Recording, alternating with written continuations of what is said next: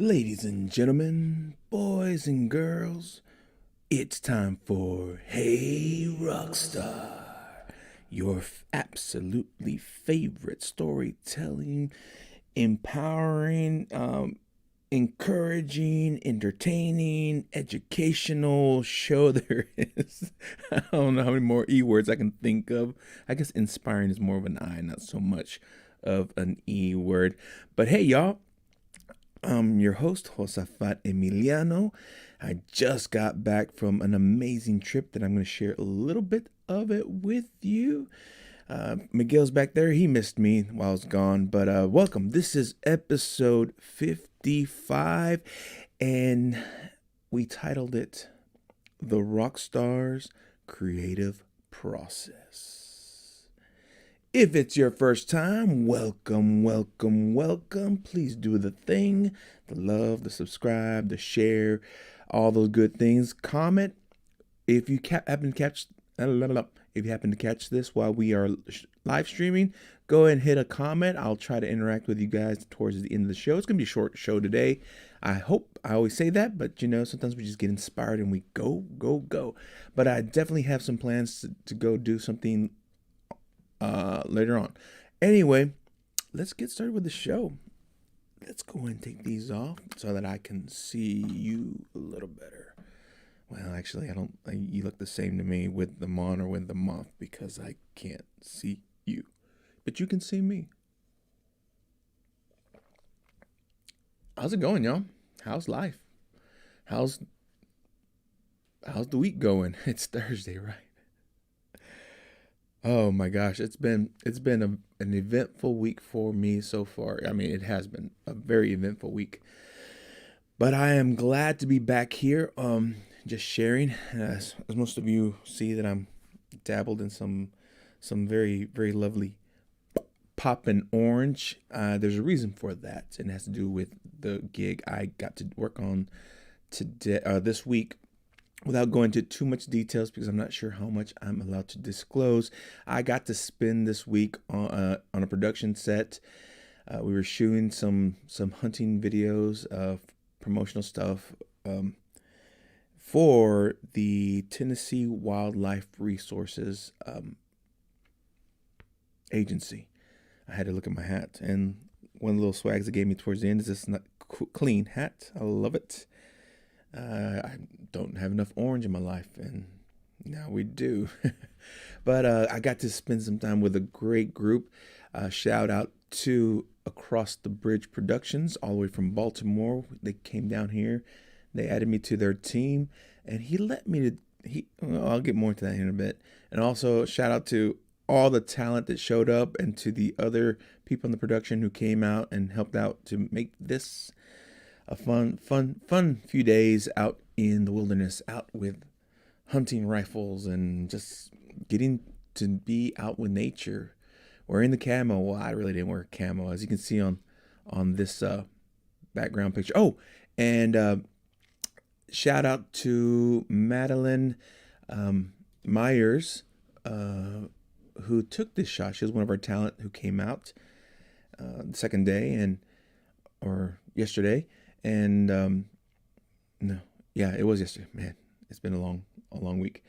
And while we were getting ready, as we were adding effect to the cameras, the Hollywood magic, she was standing by, and she just happened to enjoy what she's seen, so she took out her phone and took a picture of us doing that. So it's like a inception of the creators being caught being created, something like that. I don't know. But I also got to do BTS stills for them, and so that was fun.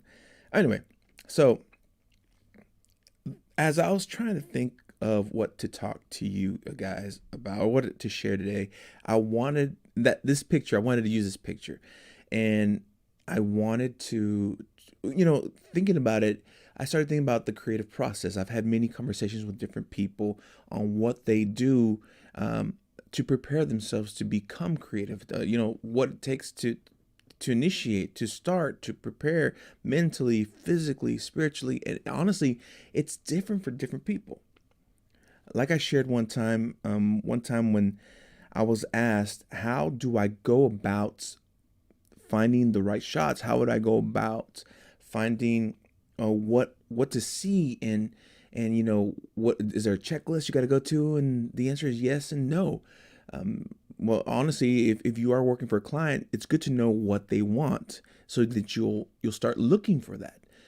Same thing when I direct. I set boundaries, but yet there is a creative aspect that allows you flexibility to keep open for whatever possibilities come to you in moments of inspiration. So that kind of, it's a lifestyle for best I can imagine, because the way I explained to the guy, I know I'm jumping stories to stories here.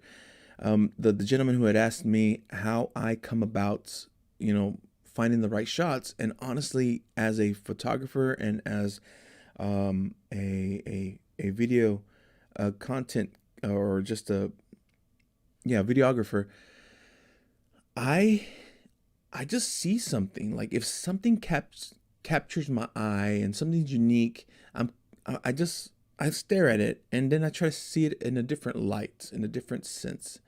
And then as best as I can, I try to mimic or capture what my eye sees. Because, no camera right now, at least that I know of, is 100% just like the human eye. You have to learn to manipulate. You have to learn to change certain things, because the human eye is the most amazing image capturing device there is, or anything. So I guess my creative process, and here's another fun thing, as some of you know, I have on my Instagram at Josafat Emiliano, I have a random photo of the day that I started a few years ago, and I kind of paused it, but I brought it back. Where the challenge is this: I see something unique, whatever my app captures, and the challenge for now though is I'm trying to use only the cell phone camera, which today cameras have become so much more advanced, and you can capture some beautiful quality images with your phone. However, my phone is an older model. It's a little more. It doesn't have all the fancier technology. However, that just goes to prove that the technology doesn't make the photographer. The eye does. The what your skill is in what you can see and how you creatively describe or try to capture what you see. And then if you just have the right eye, you can capture the moment with any kind of picture. The beauty thing is now, oh yeah, well, sorry, let me finish that thought. You can capture, if you have the skill, you can capture whatever moment, and you can just make it, no matter how simple of a camera you have, you can make a beautiful moment. You can capture a beautiful moment if you just know what you're looking for. And so doing this practice every day of forcing myself to just constantly be looking for something unique, the way the light hits a certain image at a certain time of the day, or the way certain things have been placed, or the way someone's creatively organized things. And then of course, once you're there, you kind of play with it and see what appeases the eye. And on set, I met a gentleman named Gerald David, who he was talking to me about. I need to have more conversations with him, but he was talking about like the photography, how there's certain mathematical or just histograms and all this. I don't even know all the jargon. There's a way to capture. Oh yeah, he was talking about how you can use like the Google Maps or Google search to kind of see what images capture the people's attention, and from there you're able to break it down to science, so you can kind of become better at seeing what kind of images appease the eye. And I there is a science. I guess I just always ran on instinct. I've always I like this, I don't like this. But then I'm more of a if you know me, if you really know me, you know that I'm a very easygoing guy. But I'm also very easily amused. I'm very easily entertained. But I've also developed a mindset, and this is not something that has happened overnight. It's something that I've been slowly working at in my life. You see, the creative process begins with who you are. Let's just start there. The creative process for a rock star begins on who you identify as, what you identify as, what your identity lies in. Now, if your creative process, if your identity lies in your, let's just say your occupation, your job, your whatever, then if that's how you identify yourself, then you are limited to the boundaries within that industry. Does that make sense? If you only see and identify yourself as a baker, let's just say, I have nothing against bakers, because some bakers are very creative. For example, remember my guest in season one, Danny Hernandez, who is the sourdough genius, and he has a phenomenal YouTube channel with different recipes. He started off with things with certain boundaries. He started off with wanting. I mean, his identity is that he knows how to cook. He knows, he is confident in the kitchen, and he prepared things. But then he shared his story on how he decided to get into the science, or just figure out the bread part. Get to know bread and sourdough bread, and be healthy in bread. And then he started seeing all these other recipes, and then he started trying his own things. And now he has just a library of different things that you can try out to make. And he does step-by-step videos on how you can prepare great breads of all kinds using sourdough with the starter and all that good stuff. But let's just say if you identify yourself solely as a baker, and I know Danny well, that he's not just a baker. He is so much more, outside of that. But let's just say that you're only shallow enough to see yourself as one-sided, and you're just a baker. Then if something were to happen, and God forbid, you are no longer able to use your hands or use anything to help you bake, or you lose your kitchen or whatever, and you have no other place to bake, then you have nowhere to go, because your identity has stopped. The boundaries have limited you, and your creative process has stopped there, because you don't allow yourself to be creative outside of that. However, though, if you see yourself as a student of life, as someone who, I just want to create, and I can use any kind of medium that comes to me, and anything that comes into my hands, or into my thoughts, or into my vocal range, or whatever instrument or whatever tool that you use to manifest art, to manifest something of value, or something that people can appreciate. If you take the moment to become a student of life, then you can start using anything that comes into your arena, into your field of vision, into your boundaries, and you can create something of it. Now, don't get me wrong. There's something to be said to people who are specialists. Danny can bake way better than I can. There are people out there who can take photography. They know the science. They know what lenses works best with what. But for me, part of the challenge that I have is using the limited resources I have, but I want to express as best I can. So I'm slowly growing. But it all starts with the basics. It all starts with knowing what I can do. And if there's something that I know what I can do, is that I can spot something unique. My eye just has some way of capturing things. It has served me well as a cinematographer. It has served me well as a director. It has served me well as a photographer. It has served me well just as an all-around person. I like to observe life. I like to see people. I like to see interactions. I like to just compare and contrast people's style and see, well, that works. I don't think that works, but for some reason, they are cool with it. And a lot has to do with the confidence of the person, the way they just kind of go. But anyway, let's talk about different ways to get the creative juices flowing.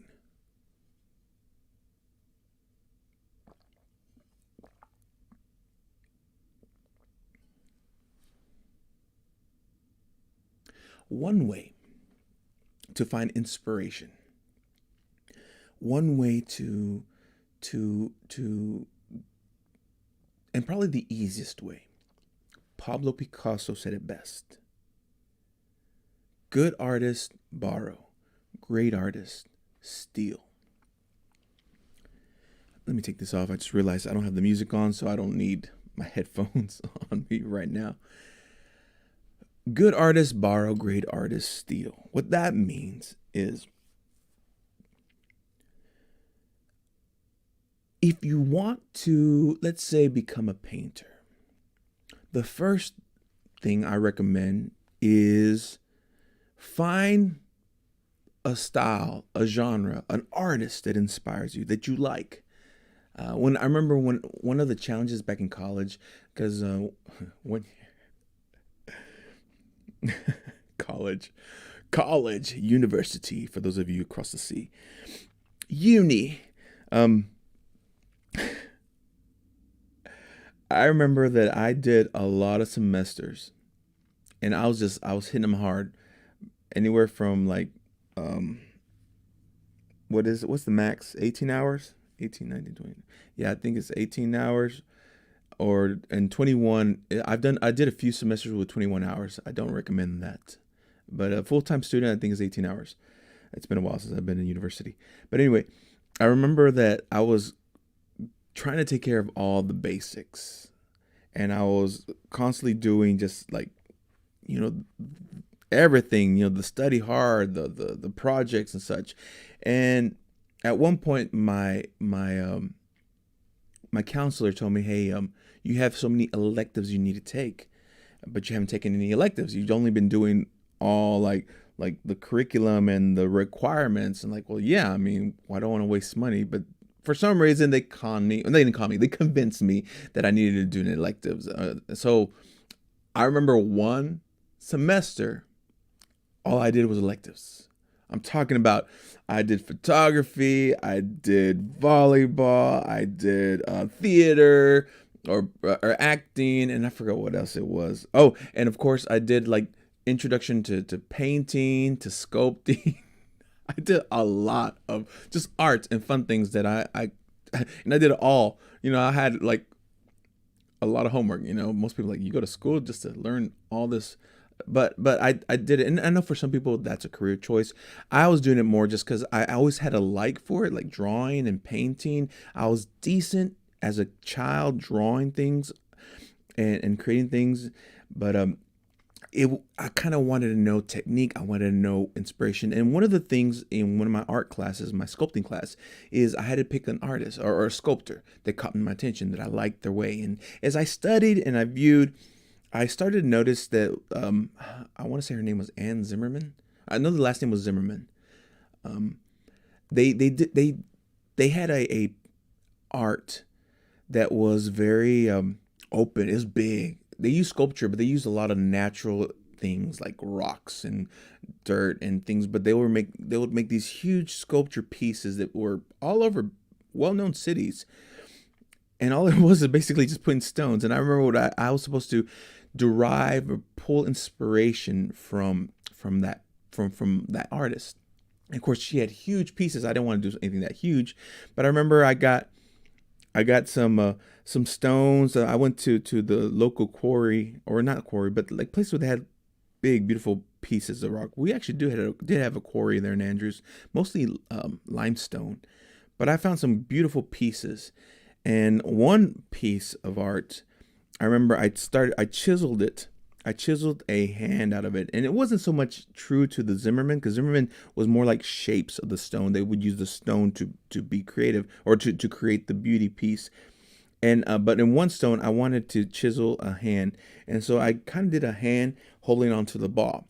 But I needed a contrast. So what I did, the hand part, I smoothed it out to be as smooth as possible, while the rock, which is still part of the piece, it was like a circle, I kept it rough and broken and rigid. And so the piece was one piece of rock, but it had two elements, a smooth and a rough piece. And to this day, it's still my mom's house. She uses it as a doorstop. That's what became of my artwork. It's a fancy doorstop. But, and then there was another piece where I grabbed like just some wire and cans, and I created flowers out of the cans, and the wire, I wrapped it around this big old rock. Again, I was inspired by by Zimmerman, and their use of natural um, elements, or just natural, what's it called? When the word comes to me, I'll remember. But and I wrapped it in, and I called it Metallic Garden. And what it was, and after it was cable or copper that I wrapped around to make it look like vines, or stems, and then the flowers, and then whatever little pieces I found, I created a little garden growing out of this rock. And then I painted it with patina to help it give it that rusty feel to it. And I think it's still at my parents', like, it's like something outside, and it's just something that's outside. I'm surprised it's still there. But the actual project that was inspired by Zimmerman, I got some pieces, and I got some gravel, and I created kind of like just three pieces with gravel in between. And I framed it a way I kind of to mimic what she had made, but it was a miniature version. And I took pictures of it. I don't know why I didn't think ahead of to bring pictures to show it to you. I owe it to you guys. They're lost somewhere in digital world, in all the many hard drives I have, or external hard drives I have put away. But I remember I took a picture because I really couldn't keep this, because there was several pieces, and when I was done, I returned the elements from where I got it, because I borrowed these things from my dad's workshop, because my dad would make a lot of bricks at the time, and so he had a lot of sand, a lot of gravel, a lot of pieces of rocks. And so and of course, the few limestones that I collected from the local quarry there in Andrews. So I say all that because I saw someone else. I saw someone who had perfected, who had made a name for themselves, who had inspired me. And then I tried my best to mimic. Now, the deal about Pablo Picasso, and actually the book is by an Austin Kleon, Steal Like an Artist. He mentions that no matter how hard you try, there's no true counterfeit. Now, there are some really, really good counterfeits, but there's really no true counterfeit, because there's always something that's just a little off, something that's just slightly different than if you were trying to copy by hand someone else's work. And it's that little sliver off that distinguishes you from the other artist. And so the process of copying, or the process of doing what others do, is not to become so much like them, but to develop yourself. And then as you are, let's say you're a performer and you try to sing like, what's a very distinguished voice? A very unique voice. Shout out to Daniel, someone who I got to work Salt with. He posted and tagged me on Instagram not so long ago about how all this week long he's been listening to Creed.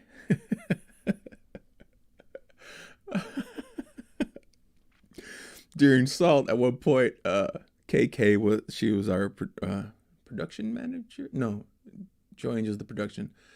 I forgot her title, but she was there, and she had asked. She was playing music. She goes, "Is there any request?" And I just like being me, I was like, "Please put something by Creed," and she did. And then we just had the Creed playing, and everyone kept coming in. Instantly, once they hear Creed, or they hear Mr. Stab, "Can you take me higher?" or whatever, everyone would just drop and growl and do the "with arms wide open" kind of situation. It's a voice that is very well known and has been very copied by multiple people, multiple artists, myself included. At one point, I was singing the raspiness, but I wasn't so much like, "Rrr." It was more of a Lifehouse, because even Lifehouse was kind of like, "Desperate for changing." Anyway, so I say that because voices as singers, those who are taking off, they start to be influenced. When I started learning the art of becoming an artist, a vocal artist, now we're talking about a whole different area. My coaches would always ask me, "Well, what musicians inspire you? What sounds inspire you? What did you grow up listening to? What do you like to listen to? Because the more you listen to it, the more you try to mimic those styles. And of course, growing up, I grew up with some reggae background, so you have the whoa, and I grew up listening to, and I grew up in a church, like I shared last time, very sheltered. So we weren't really allowed to listen to non-church music. And then I grew up in a Spanish church, so it was almost hard to listen to English music. It had to be Spanish Christian music, and that's very, very niche. There's not, back in the day. Back in the day. Nowadays, there's a lot more variety, but my singing style, the way whenever I started singing with my coach, he mentioned something. He goes, "Dude, you have a very Joe Cocker feel," and I'm like, "Never heard of that guy." And then I started looking him up and listening to his style, listening to his voice. Like, how is that? How is that me? And then it hit me, because there was I replayed a video that he did Woodstock when he did Goodbye with a Little Help from My Friends, the by the Beatles, but he did his version. And as soon as I heard him enter with the "What would you do if I sang out of tune," I suddenly had a flashback to what I grew up. Although I wasn't allowed to listen to the radio and listen to I can listen to the radio, but not listen to the non-KKKK, the Christian station at the time. But whenever I'd watch television, whenever I'd watch TV shows, they have intro songs. They have like they would sample from artists to put the intros to our favorite shows that my parents would let me watch. And one show that my mom let me watch was The Wonder Years. And the song they would use to open up that song is clips from Joe Cocker's. So without even knowing who he was, that voice had influenced me and had built a part in me. Another thing that I shared in my story, Pirate Rockstar, is when I was listening to the radio, Michael W. Smith also has a very unique voice in the Christian industry, and he's got that raspiness. So as a kid, I would always mimic the raspiness from Michael W. Smith, and subconsciously, unknowingly, I also mimic Joe Cocker. And today, my style has actually evolved so much, but there's always a sense of rasp when I just really get into it. I've learned how to control myself to not force it so that I don't get tired as often. However, sometimes I just let it go, and it's not a Jason Stapp. It's not like with arms wide open. It's not that way. It's just a natural growl that comes whenever I hit certain tones, because I also love the falsetto things. Again, how is this creating process? I went a long way just to share that one way to enter into the creative process is to begin to acknowledge what sounds, or begin to see what images or what art begins to speak to you that you like. And then one way is to start trying to copy them. Copying is a way of showing appreciation to another person, but it's also a way for you to figure out who you are. And my coach has told me, no matter how hard you try to sound like someone else, even cover bands, something's different. Something is different, and that difference is what defines you. Is what makes you the artist. It's what makes you the creative. Same way in my photography skills. I see, I follow, I do the best I can what I'm taught, but the way that I see things and the way I set the aperture, the way I set the shutter speed and the ISO, that will give it a different feel, a different grab, a different set. Now, there are standards that you got to use, and that's a good way to start. But in the end, it's all about the perspective that you choose to take. Because who is to tell you what art is?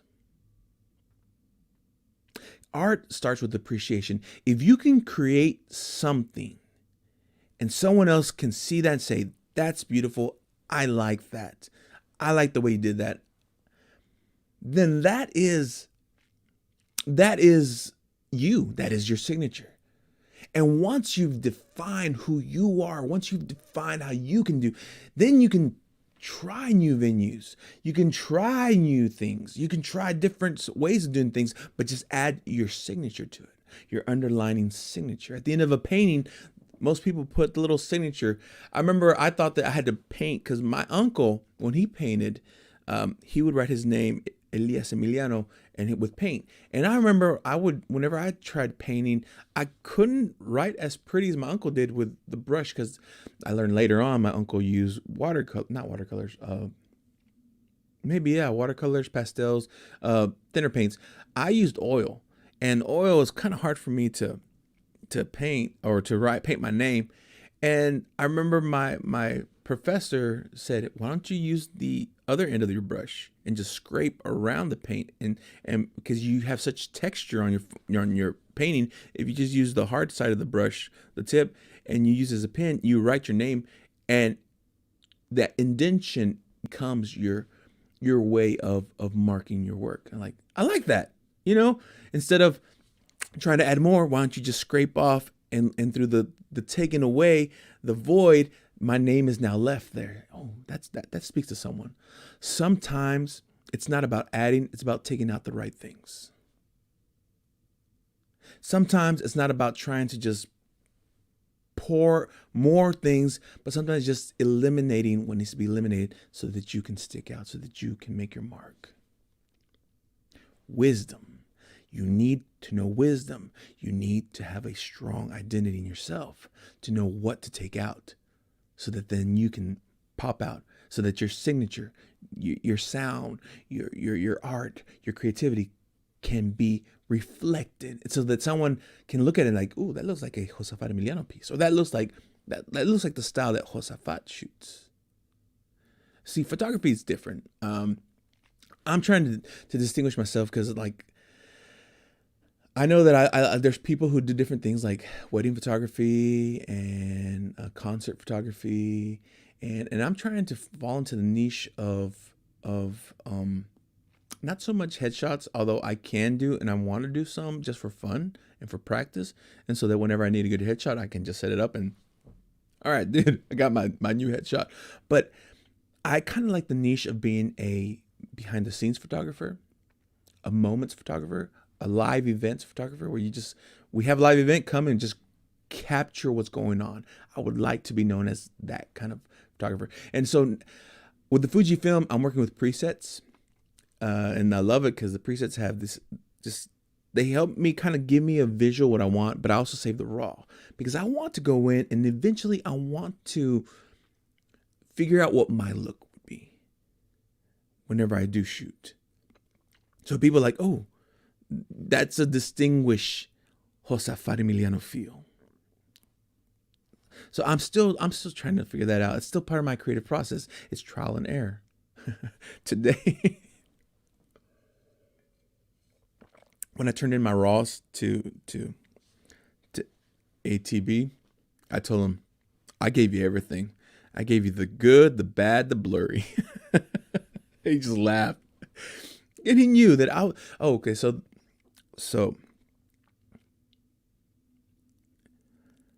that's one thing that I want to say about the creative process. It all begins with figuring out your identity. And then it begins with figuring out who inspires you and trying to copy them and try to be as best you can, and then start seeing what makes you different, and then start trying different things, but keeping your signature in there, your signature style. Like one thing that I always remember from Michael W. Smith is I forgot. No, it wasn't him. There was another guy. A Spanish singer, and every song at the end he'd go, oh, oh. He would always do that no matter whether it was a fast song or a slow song. When he's ending the song, he'd go, oh, and that's how he knew that was his song, because he would go, oh, at the end of every song. That's his signature. That's what he chose to do. It's his prerogative. But yeah, so those are ways to kind of the creative process for others. Now,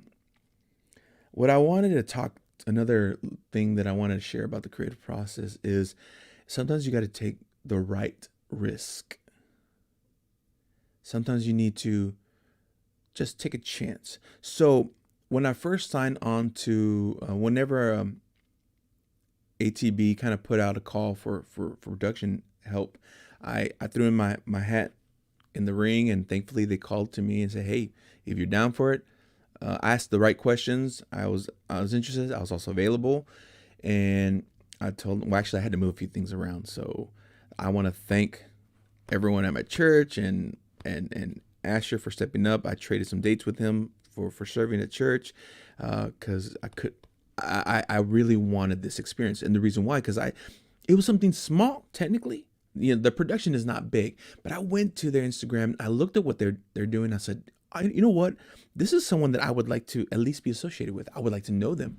I would like to see how he started. And I got to pick his brain, Joey. I got to pick his brain on how he started ATB, where it came from, and he told me his story. And I loved it because every story is inspiring. I would love to have him on my show one of these days. So Joey, if you're watching this, I want you on my show. But I noticed, and then when they send out the cast call or the call times, and then you see the production list, and then you see the talent list, the information, and I noticed that they didn't have a stills photographer. They didn't have anyone capturing like behind the scenes, because technically we were doing both. We were capturing footage of what our client needed, and also we had a B-roll camera to capture other things.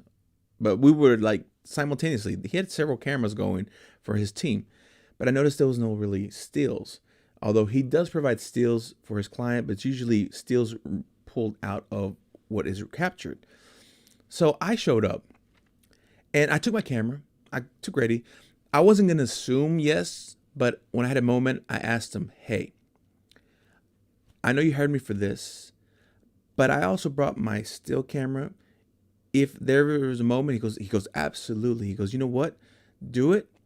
And if there's anything you like, I mean, I'll see if I can put in your budget and give you some a bone." And that was a risk, because I wasn't looking for additional compensation.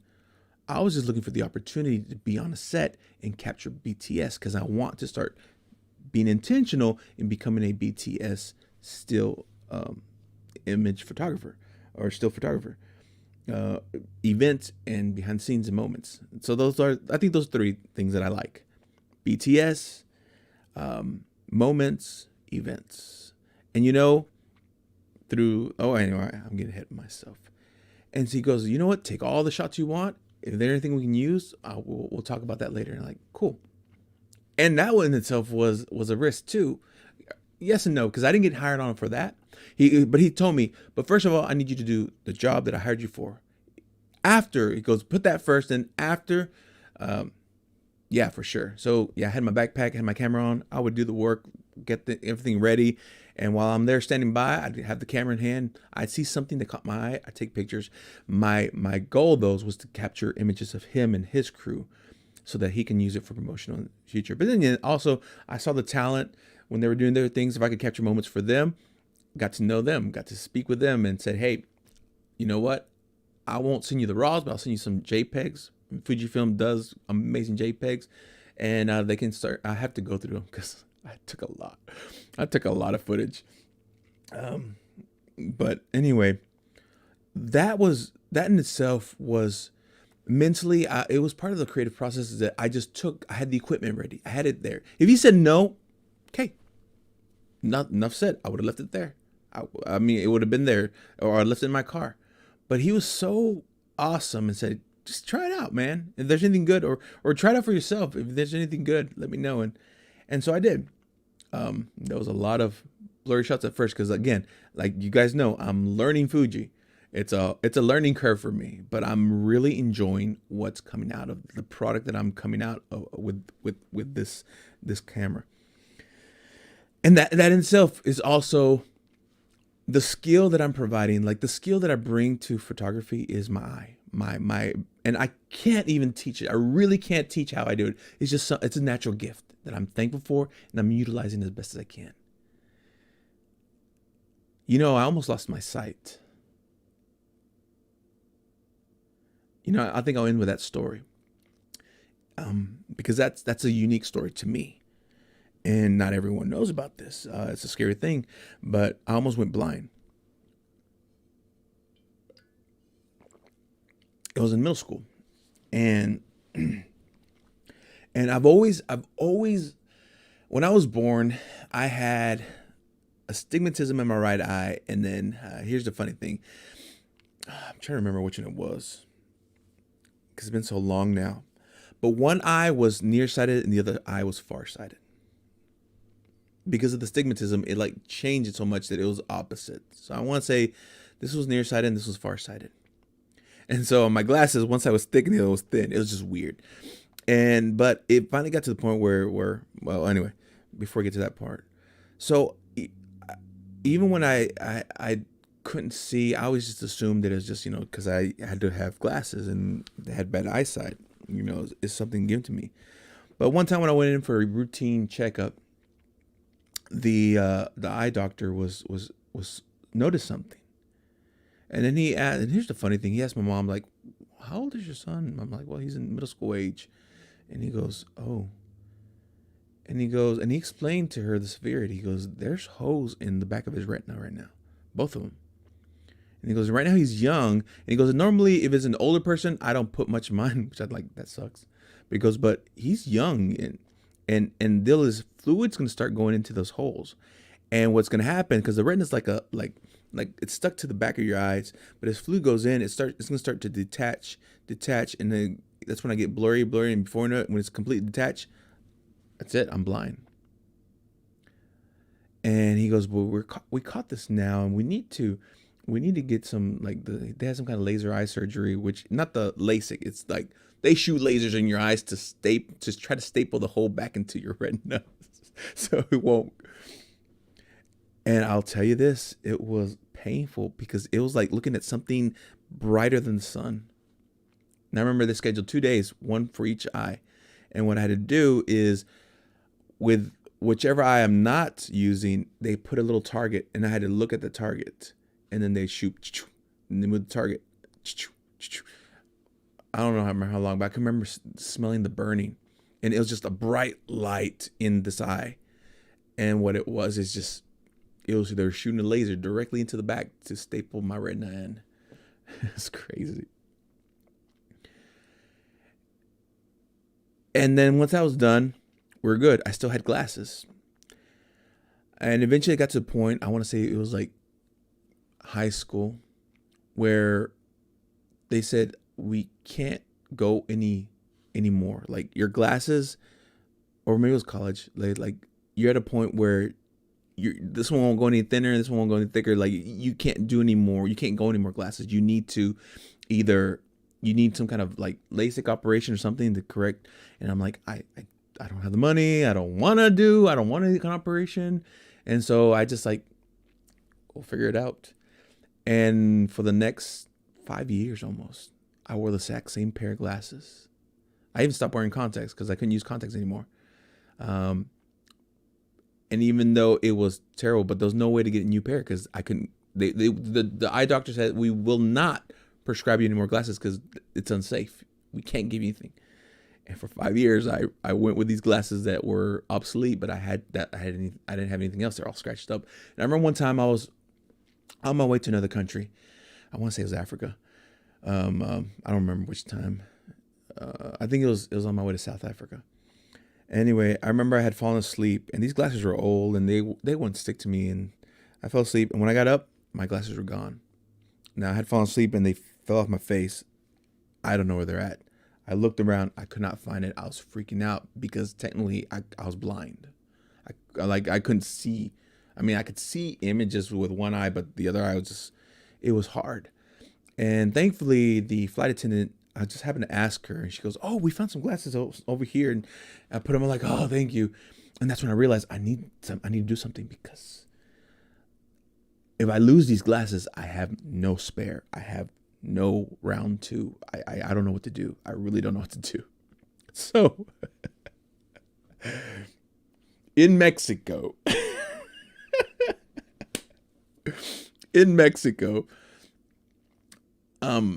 some of my friends that wore glasses, I started noticing they weren't wearing glasses anymore. And I started asking them, and they were like, "Hey, yeah." One friend said, "There's this new guy. He does this new procedure, and I've been sending him friends, and I've been getting good report from him, good report from them, good report from other friends. Like, you know what? I'm gonna try this guy out." And I'm not going through the whole story because that in itself is a whole another story. But let's just say in Mexico, for less than $1,000, I want to say like 900, maybe $700 cash, I gave this guy this one place, and he went in and he fixed my eyes. He gave me the LASIK, and thankfully though, he was professional, very professional. It's scary, but when I came out, I had 2015 apparently, and yeah, because that one moment where they flip the thing off and take off the whatever they flip, he just goes black and freaks you out. And then you can smell the burning of the laser of the LASIK. But he didn't.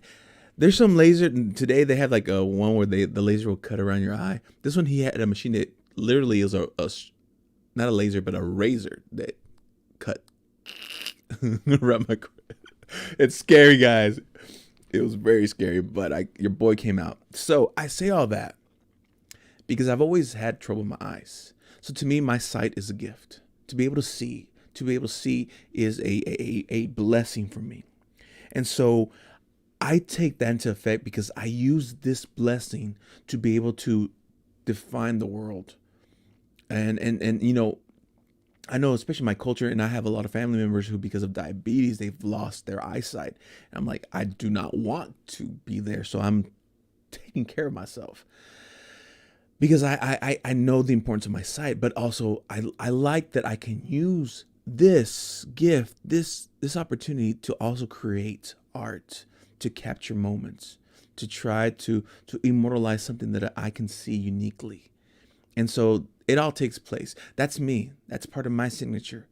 The way I see things, the way I view the world. It's not the best, it's not the prettiest, and it's not even the most scientific. It's just the way I see it. Out of gratefulness, out of gratitude, I create. That's a good place. Part of my creative process is I practice gratitude. I practice grace. I practice just abundance in what I see. I see the beauty in everyone. I see the beauty in everything. I see the good. I see the value. I see life. And what I hope to express through my art creatively is part of that beauty, that value. Anyway, this was episode 55, the Rockstar's creative process. Now, take it for whatever you want. Just know, start with you. Start with gratitude. Start with figuring out who you are. Start figuring out who you like, and try to figure out how you can copy them, but then start celebrating what makes you uniquely you. And then take the risk. Get the tools. Try something different. And if you flop, you flop. But if you succeed, baby, man, this world's going to be a little more beautiful because of what you created. I'm hungry.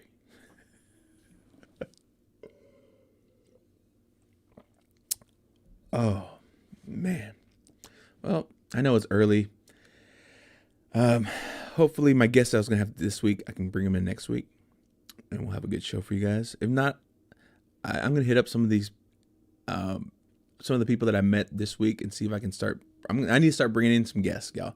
I know I love talking. I love sharing my life, but let's get some other people's stories and perspective. But anyway, ladies and gentlemen, boys and girls, this has been Hey Rockstar.